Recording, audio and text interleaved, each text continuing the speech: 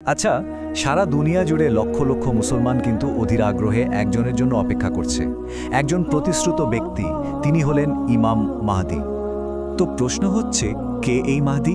কোথা থেকেই বা আসলো এই ধারণা? আর সবচেয়ে ইন্টারেস্টিং ব্যাপার হলো, ভবিষ্যৎবাণী অনুসারে তিনি আজকের দিনে যে সুপার পাওয়ারগুলো আছে তাদের মোকাবেলা করবেন কিভাবে। চলুন আজকের এই আলোচনায় আমরা এই প্রশ্নগুলোরই উত্তর খুঁজে বের করার চেষ্টা করি। আচ্ছা, এই পুরো ভবিষ্যৎবাণীটা ঠিকমতো বুঝতে হলে সবার আগে আমাদের মাহদীর কনসেপ্টটাকেই ভালো করে বুঝতে হবে।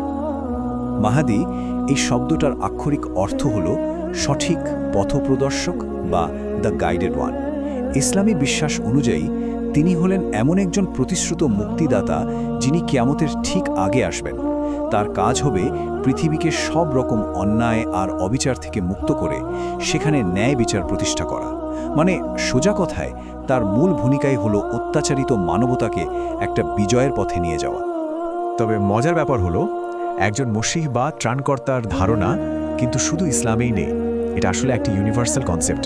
বিশ্বের অনেক বড় বড় ধর্মে আর ইতিহাসে এই একই ধারণা কিন্তু বারবার ফিরে এসেছে। দেখুন, প্রায় একই রকম ধারণা কিন্তু বিভিন্ন ধর্মেও রয়েছে। যেমন ধরুন, হিন্দু ধর্মে আমরা পাই কল্কি অবতারের কথা, বৌদ্ধ ধর্মে মৈত্রেয়, এমনকি জরাথুস্ট্র ধর্মেও কিন্তু একজন ত্রাণকর্তার কথা বলা আছে। আসলে এটা একটা কমন মানসিক কনসেপ্টকেই তুলে ধরে, যে একজন চূড়ান্ত মুক্তিদাতা আসবেন যার জন্য সবাই অপেক্ষা করে আছে। তবে হ্যাঁ, এই ধারণার কিন্তু সমালোচকও আছেন, যেমন বিখ্যাত ইসলামিক স্কলার আর কবি আল্লামা ইকবাল। তিনি এই ধারণা নিয়ে বেশ কিছু প্রশ্ন তুলেছিলেন। তার মতে এই কনসেপ্টটা মুসলমানরা ইহুদি আর খ্রিস্টানদের কাছ থেকে নিয়েছে। আর এটা বেশ বিপজ্জনক হতে পারে, কারণ এর ফলে অত্যাচারিত মানুষজন নিজেরাই লড়াই করার বদলে নিষ্ক্রিয় হয়ে শুধু একজন মসিহার জন্য অপেক্ষা করতে পারে। তো চলুন এবার আমরা সেই সব নির্দিষ্ট ভবিষ্যৎবাণী বা আলামতগুলোর দিকে তাকাই যেগুলো ইমাম মাহদীর আসার পূর্বাভাস দেবে বলে মনে করা হয়। হাদিস অনুসারে মাহদীর আগমনের বেশ কিছু মূল লক্ষণের কথা বলা আছে। যেমন, গোটা পৃথিবী নাকি অন্যায় আর অত্যাচারে ভরে যাবে। বিশেষ করে সিরিয়া, ফিলিস্তিন, ইয়েমেন আর ভারতে নিপীড়ন চরমে পৌঁছাবে। এরপর একজন আরব বাদশাহর মৃত্যু হবে আর তার সিংহাসন নিয়ে শুরু হবে ভয়ঙ্কর দ্বন্দ্ব। আরও বলা হয়, বাতাস থেকে একটা বিশাল আগুনের শিখা দেখা যাবে যা টানা 3 রাত ধরে জ্বলবে। আর সবশেষে কাবার কাছে নাফসে জাকিয়া নামের একজন অ্যাক্টিভিস্টকে হত্যা করা হবে। ওই যে আরব বাদশাহার মৃত্যুর কথা বললাম, ঠিক তারপরেই ইমাম মাহদী কাবার কাছে আত্মপ্রকাশ করবেন। আর ঠিক সেখানেই তার প্রথম ৩১৩ জন অনুসারী তার সাথে যোগ দেবেন।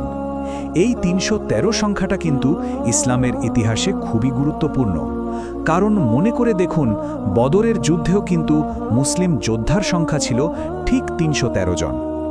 আচ্ছা, এবার আমরা ভবিষ্যৎবাণীর সেই অ্যাকশন প্যাক্ট অংশে ঢুকছি, যেখানে ইমাম মাহদীর নেতৃত্বে বেশ কিছু বড় বড় যুদ্ধের কথা বলা হয়েছে। এই যুদ্ধগুলোতে ইমাম মাহদীর প্রধান প্রতিপক্ষ হিসাবে সামনে আসবে এক চরিত্র, যার নাম সুফিয়ানি। বলা হয় সে হবে আবু সুফিয়ানের বংশধর, একজন ভয়ঙ্কর অত্যাচারী শাসক। ভবিষ্যৎবাণী অনুযায়ী তার উত্থান হবে সিরিয়া থেকে এবং তাকে সমর্থন দেবে পশ্চিমা শক্তিগুলো। তার মূল উদ্দেশ্যই হবে দুনিয়া জুড়ে দুর্নীতি আর বিশৃঙ্খলা ছড়িয়ে দেওয়া, যা ইমাম মাহদীর ন্যায় বিচার প্রতিষ্ঠার লক্ষ্যের ঠিক উল্টো। মাহাদীর যুগের প্রথম যে বড় অলৌকিক ঘটনাটার কথা বলা হয় সেটা বেশ নাটকীয়। সুফিয়ানি নাকি মক্কা আক্রমণ করার জন্য একটা বিশাল সেনাবাহিনী পাঠাবে, কিন্তু অবিশ্বাস্যভাবে সেই পুরো সেনাবাহিনী মাঝ মরুভূমিতে মাটির নিচে তলিয়ে যাবে। এই ঐশ্বরিক ঘটনাটা দেখার পরেই যারা মাহাদীকে নিয়ে দ্বিধায় ছিল তারাও তাকে পুরোপুরি সমর্থন জানাতে শুরু করবে। এরপর থেকে একটার পর একটা যুদ্ধের ঘটনা ঘটবে বলে ভবিষ্যৎবাণীতে বলা আছে। প্রথমে মাহদীর বাহিনী সুফিয়ানিকে একটা বড় যুদ্ধে পরাজিত করবে। আরবকে সুরক্ষিত করার পর তার সেনাবাহিনী ভারত জয়ের দিকে এগিয়ে যাবে। এরপর একটা অদ্ভুত ঘটনা ঘটবে। রোমান মানে পশ্চিমাদের সাথে একটা কমন শত্রুর বিরুদ্ধে লড়ার জন্য একটা অস্থায়ী শান্তি চুক্তি হবে, কিন্তু সেই চুক্তি বেশি দিন টিকবে না। বিজয়ের ক্রেডিট কে নেবে, এই নিয়ে বিরোধের কারণে চুক্তিটা ভেঙে যাবে। আর এর ফলে শুরু হবে সম্মিলিত পশ্চিমা শক্তির বিরুদ্ধে এক ফাইনাল মহাকাব্যিক যুদ্ধ। এই যে ফাইনাল যুদ্ধটা, এটাকে বলা হয় আল মালাহা আল খুবরা বা মহাযুদ্ধ। আর এর ফলাফল হবে মারাত্মক। ভবিষ্যৎবাণী অনুযায়ী মাহদীর সেনাবাহিনীর 3 ভাগের 1 ভাগ লোক ভয়ে পালিয়ে যাবে এবং তাদের ক্ষমা করা হবে না। আরেক ভাগ শহীদ হবে, যাকে সর্বোচ্চ সম্মান হিসেবে দেখা হবে। আর বাকি যে 1/3 টিকে থাকবে তারাই হবে বিজয়ী। আর বলা হয় আল্লাহ তাদের আর কখনো কোনো পরীক্ষায় ফেলবেন না। তো এই মহাযুদ্ধের পর ইমাম মাহদীর সামরিক অভিযান একদম চূড়ান্ত পর্যায়ে পৌঁছে যাবে, কিন্তু ঠিক তখনই গল্পে একটা বিশাল টুইস্ট আসবে।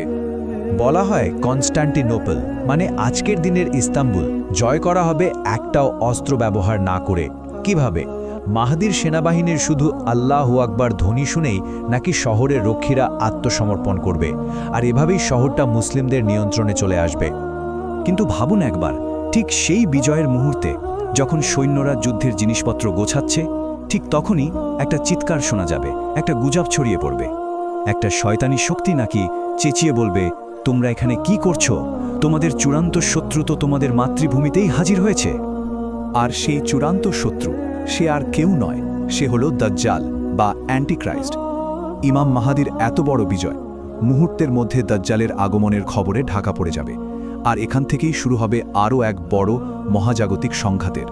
কিন্তু এরপর কি হবে, সেই গল্পটা না হয় আরেক দিনের জন্য তোলা থাক।